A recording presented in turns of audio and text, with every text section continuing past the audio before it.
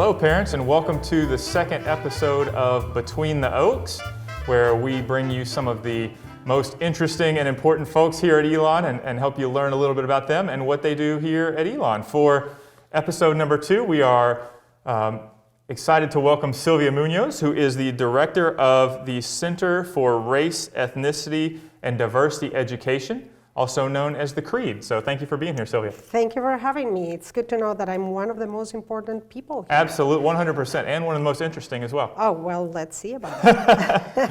So, one of the things that we try to do here is to introduce people to the Elon parents and let them know a little bit about you and your background and that sort of thing. Absolutely. So, I did a little bit of research ahead of time to make sure I know. So, you have been at Elon since 1998, is that That's correct? Right.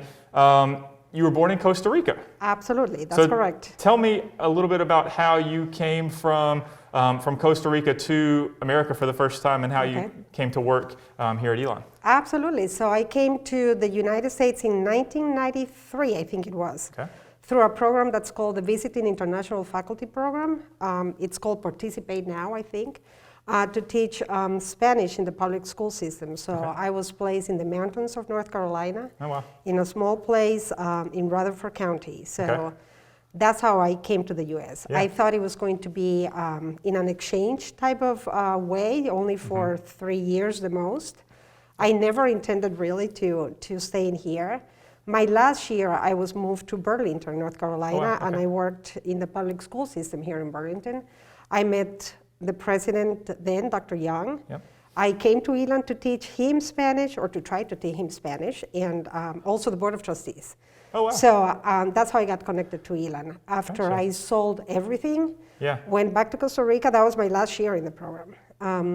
Like 2 weeks into being there, he called me and offered me the job that we had been talking about that job, but it was like a very big surprise for me. So I read that you had sold all your stuff here, right? And I moved sold home. everything. I had sold moved everything. Back to Costa Rica. So my family was not very happy, but they were happy that I was able to do something that I liked. So what was that first job that you came to the university to do? So I came to open the Spanish Center. So it was one of the ideas that he had. He could somehow foresee that the population in the U.S. was changing, and that students learning Spanish was going to give them a little bit of an advantage as well. Elon didn't have a language requirement at the moment. So, and he saw that a lot of students are taking 3 or 4 years of Spanish, and they were not taking it anymore. So he wanted a space where students could practice their Spanish in a very non-threatening environment, kind of like an immersion space within the university. So. That's all the ideas he gave me, and I started it from scratch. So that was beautiful. That was really nice. So that was El Centro. That was El correct? Centro. And is that something that still exists? Absolutely. So El Centro is still there. So it was its own standing center for 15 years. And again, the main goal was to be a co-curricular program with the Spanish as the focus of it. Throughout the years, obviously, things change, students change. I started seeing a lot of Latinx students coming to Elon. Some of them took or used El Centro as a space where they felt at home, especially international students. I had a really good connection with them, maybe because I was international too, and I understood what it felt like. But then there was U.S. born and raised students too, and I started to ask questions. Who's taking care of them? Who's supporting them? So they were not coming to El Centro because they saw it as a language space. And some of them didn't even speak the language, right? So in 2015, I think it was, El Centro merged with what used to be the Multicultural Center. And so I took the role of associate director of the Multicultural Center that then became the CREED. Gotcha. Okay, so it kind of evolved, I guess, and your role has evolved somewhat along. Absolutely. So the interesting thing, El Centro was part of academic affairs for 15 years. And then in 2015, we moved to student affairs. So I was doing already the work in student affairs, but without being it formalized. So it was really nice to move to student affairs, being able to do the work and be around people that have the same mindset of having the student as the center of the work that we do. And El Centro then also started transforming, right? So I think like 3 years ago, we started transforming El Centro from a Spanish center to a Latinx center, right? So the Spanish component is still there, right? It's part of the identity of some Latinx folks. So the Spanish is still there. We're still going to continue providing conversational Spanish for folks. It's a way to increase that cultural competence for people here at Elon, right? And to share a little bit about the people that speak the language. Right. But it's been also a space for Latinx students. Gotcha. And so your primary work, I guess, now and for the most part has been with Elon students. But also in 2020, you were given a Community Engagement Award by the university. So you've also done work outside of the university itself in the Burlington Elon community. Tell me a little bit about that work that you've done outside of the students here. Absolutely. So I've always said that we cannot be in a silo, right? I mean, we're part of a community. The Latinx community is very important to me, and Burlington and Alamance County has a very big Latinx community. So I wish I could actually be doing more, right? I think that time is always an issue, but I try to help as much as I can. I've been very close, or working very close with Dr. Jean Radigan-Rohr with the Village program. That's a program that I love, that I support. We work with other Latinx organizations in Burlington as well, and hoping to increase that engagement. Yeah, good. So you were recently, I guess, fully promoted. You were in an interim basis, recently fully promoted to the director of the Creed. So, you were part of that umbrella before, I guess, but now you're kind of overseeing and managing that. So tell our parents, what exactly is the Creed, and what are some of the things that organization does, that group does? Absolutely. The Creed is I think, the most amazing program at the university. We had the opportunity to work with incredible students, ALANAM students, what we call ALANAM students. That stands for African American, Black, Latinx, Hispanic, Asian Pacific Islander, Native American, multiracial students. So BIPOC students. So the Creed has kind of like a two-prong mission. On one side is the advocacy and support for our ALANAM population, and we have, I have the honor of working with amazing staff that some of them have expertise in specific identities, and they support those specific identities. We have programs that are identity specific and programs that are for the whole ALANAM community.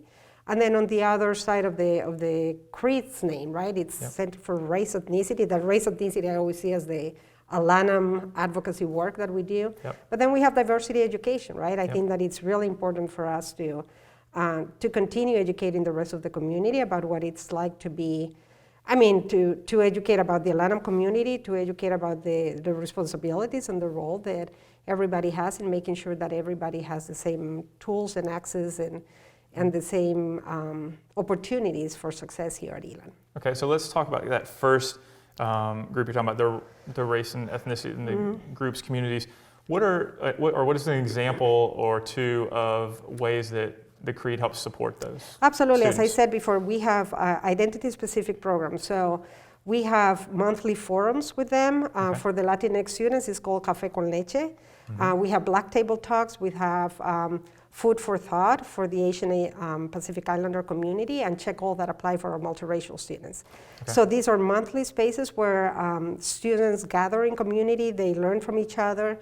They learn about the richness of their specific community as well, because they're not all the same. Right. And it's just I cannot guarantee safety, but it's a good space, right? A comfortable space where they can be themselves.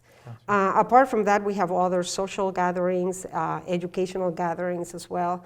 Everything with the purpose of helping them develop their identity a little bit further. And also allowing them to share their experiences with each other.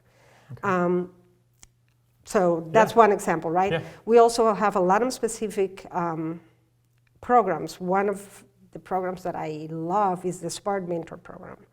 So the Smart Mentoring Program is a peer-to-peer mentoring program. It's one of the oldest programs at the university.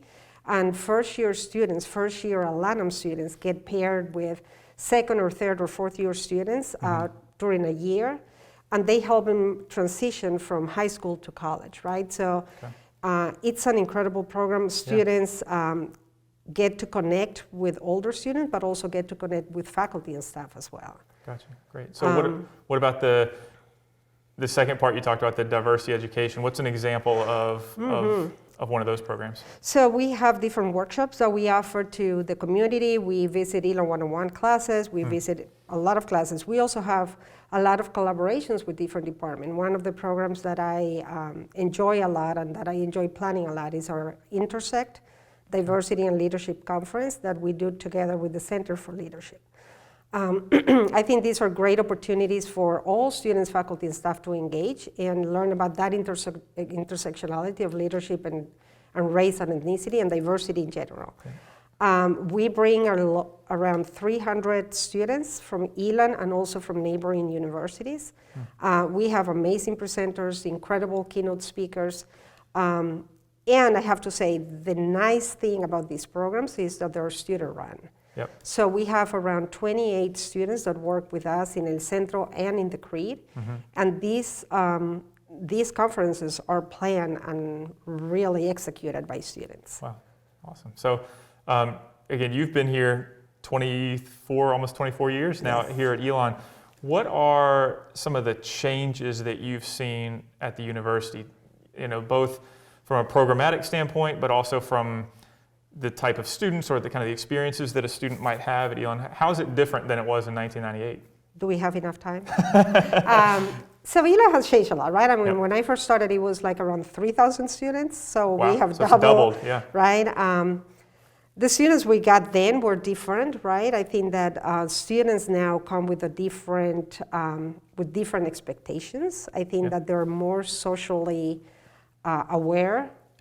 They are very social justice minded. And I think that's important too, right? And I think, again, Elon doesn't exist in a silo, right? I mean, whatever happens outside of Elon happens at Elon, right? So demographic changes, you can see that at Elon as well, right? I mean, there has been an increase, not as much as I would love to, but an increase of students of color or students with different identities as well. So I have seen a different eagerness for learning, right? Again, it's just different, right? I mean, it's the world changed and Elon changes too. Elon is also being much more innovative. So that's very exciting for me. One of the reasons I've been here for 24 years is because I have never gotten bored of the work that I do here, right? There's always something going on. And I think that's really important. Good. So how do you, both personally and the Creed in general, how do you measure success? Like, how do you know you're doing a good job? I think, that's a good question. How do you measure success? I think that success is little things, right? When you see a student overcoming a challenge, when you see a student getting to the other side, right? I think that graduation is one of my most favorite times of the year, and I think for a lot of us, right?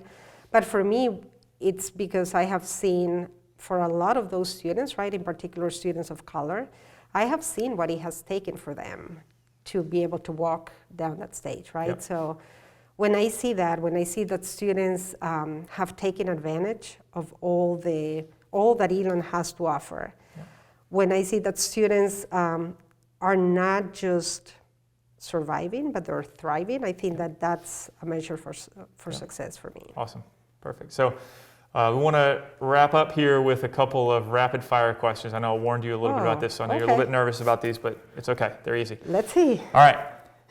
How do you spend your non-working hours, if they do exist? Yes, so I spend them with my daughter. So I have an almost 17-year-old daughter now. Okay. So I try to spend as much time I can with her. Awesome. Yeah. Good. Dogs or cats? Dogs. Definitely A very dogs. emphatic answer there. Oh, yes. Coffee or tea? Definitely coffee. Okay. And good coffee. I'm a coffee snob. Costa Rican coffee, right there. Gotcha. Yep. Favorite ice cream flavor? Anything that has to do with chocolate. Anything with chocolate. Yeah. Okay. All right. Elon parents that come to visit, where should they go eat? In the Elon Burlington general vicinity. So the best place for me, it's in Graham, North Carolina, and it's a small restaurant that's called El Carbonero. Okay. It's a Salvadorian restaurant. It's family owned. It's small. The food is absolutely incredible. Okay. I've not been there. I'll need to check that I'm out gonna as well. have to take you with me. Yeah. There you go. What are you watching on TV these days?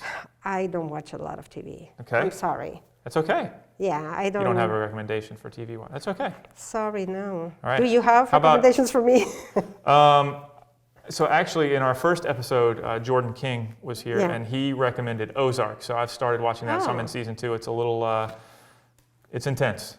It's intense. I don't know that I'd necessarily recommend it for winding down. It's very stressful. Okay, so I will not be watching that then. How about a book? Have you read anything interesting lately that you could recommend to our viewers? I love books. Okay, wonderful. So I'm reading. So my favorite author is a Chilean author, Isabel Allende. She's very popular Latin American author. So I'm reading right now I read all her books the moment that they come out.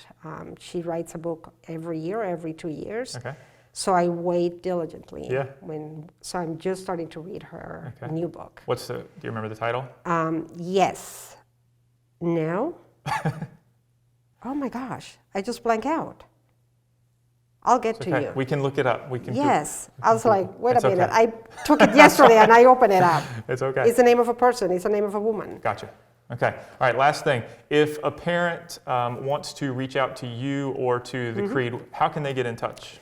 So the Elon directory has all of our information, but they can definitely email me, Munoz, M-U-N-O-Z, it's M-U-N-O-Z-S, because I've been here a long time, at elon.edu. Yep, gotcha, perfect. So, most people have the initial in front of their last name, but the folks that have been here for a while have the initial at the end. I so know, it's important.